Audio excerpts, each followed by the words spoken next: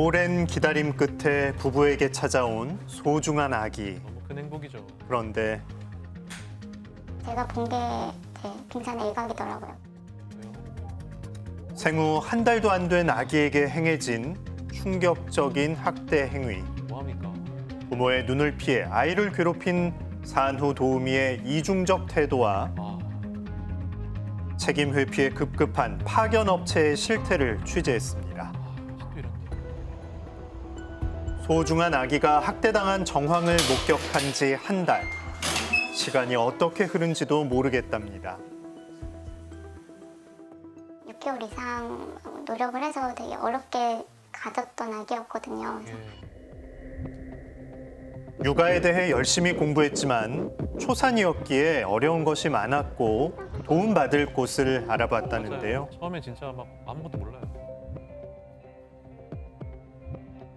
좀 배워야겠다라는 생각에 산후도우미를 꼭 써야겠다라는 생각을 했었고요.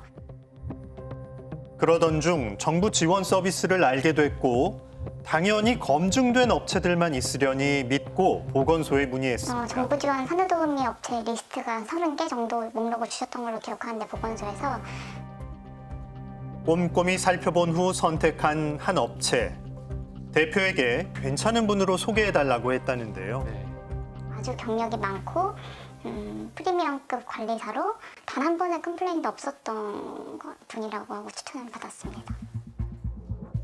자신의 앞에서 아기를 성심성의껏 돌보는 모습에 안심했다는 아이 엄마. 그런데 산후도우미를 고용한 지 열흘 뒤부터 아기 울음소리가 심상치 않았답니다. 그날도 이제 자러 들어가서 이제 평소 하던 버릇대로 이제 CCTV를 실시간으로 봤는데 애기 수유할 때 조금 과격하게 얼굴을 세게 밀치고 셀프 수유를 시키는 그 장면을 이제 보고 제가 방에서 처음 아니, 나왔습니다. 신생아를 그렇게 해요? 아이 엄마가 항의하자 갖가지 핑계를 대며 학대 사실을 부정한 산후도우미.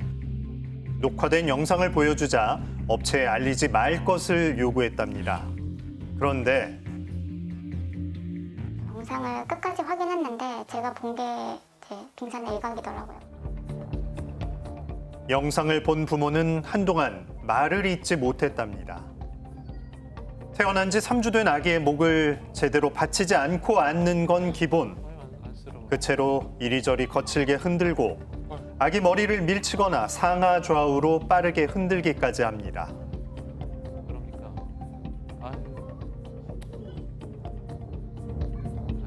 또 다른 날의 영상에는 수건으로 아이의 입과 코를 둘러 머리 뒤로 동여매고 요람에 누운 아이 얼굴에 천으로 입과 코를 막기도 합니다. 하루에도 수십 번 위험천만한 상황에 노출됐던 신생아. 아기는 열흘 동안 약 200회의 학대 행위에 노출됐습니다. 아, 대표에게 항의하자 잘못을 인정하며 사과했지만 신고를 하겠다고 하자 태도가 급변했답니다. 신고하는 게 의미가 없다라는 쪽으로 저를 계속 설득을 했고요. 다른 산후도우미를 이용하는 사람들한테 알려야 된다 이렇게 말을 했을 때에도 알려야죠. 알려봤자 바뀌는 건 없다. 왜 바뀌는 게 없어요? 왜 뭐 사과 문자라던가 전혀 뭐 사과에 대해서는 뭐 따로 뭐 문자나 전화 이런 거 온 적 한 번도 없습니다. 이후 아이의 엄마는 커뮤니티에 이 일을 게재했는데 한 회원이 쪽지를 보내왔습니다. 뭐라고 했습니까? 1년 전에도 이미 아기를 좀 과격하게 다루는 모습이 포착이 돼서 민원을 넣었다고 하더라고요. 해당 산후도우미의 학대 행위가 이전에도 포착돼 민원을 넣었다는 것. 업체 대표는 이 사실을 알면서도 해당 도우미를 추천한 것으로 보입니다. 민원이 들어온 전적이 있는 산후도우미를 추천한 이유는 뭘까? 대표를 만나기 위해 찾아갔지만 해당 산후도우미 파견 업체의 문은 굳게 잠겨 있었는데요.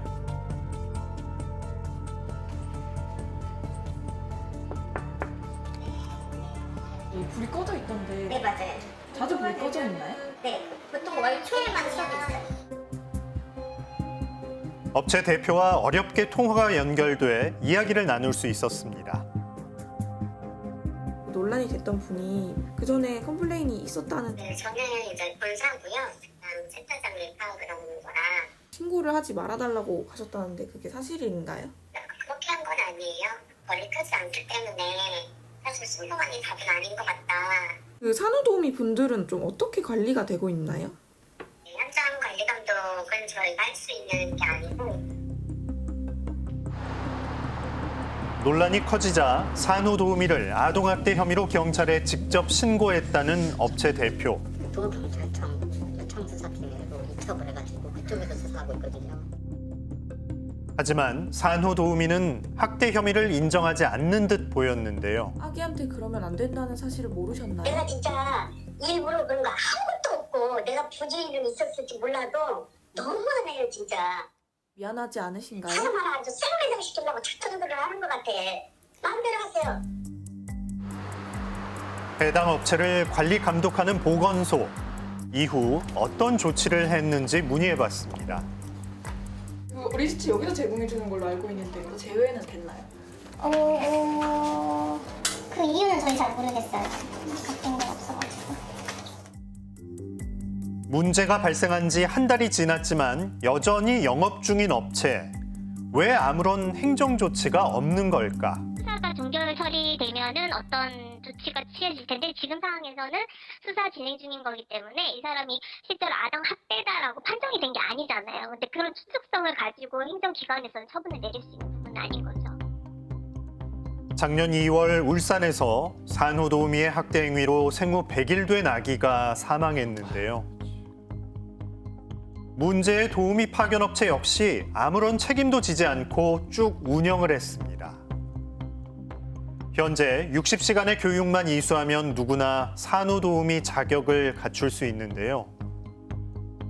하지만 산후도우미에 의한 신생아 학대 사건이 급증하자 지난해 산후도우미 자격 요건에 관한 법령이 개정되기도 했습니다.